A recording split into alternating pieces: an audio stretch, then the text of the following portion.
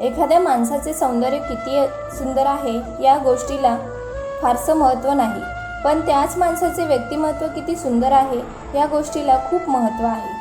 आपण ज्या व्यक्तीवरती प्रेम करतो त्या व्यक्तीचं फक्त शरीर सुंदर असलं पाहिजे असं नाही.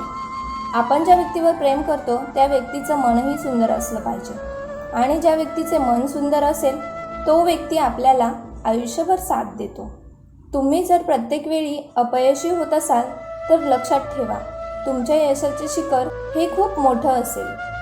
जो व्यक्ती प्रत्येक वेळेस अपयशी ठरतो त्याच व्यक्तीला खूप मोठं यश मिळतं. जर तुमच्या आयुष्यामध्ये प्रत्येक वेळेस संकट येत असतील तर लक्षात ठेवा, देव तुम्हाला खूप मोठी वस्तू भेट देणार आहे. म्हणजेच देव तुमची परीक्षा घेत आहे.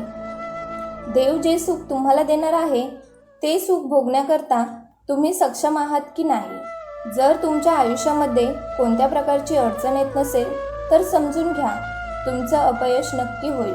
कारण की प्रत्येक माणसाचं यश हे संघर्षामध्ये लपलेलं असतं. त्या संघर्षामधूनच आपलं यश प्राप्त करायचं असतं.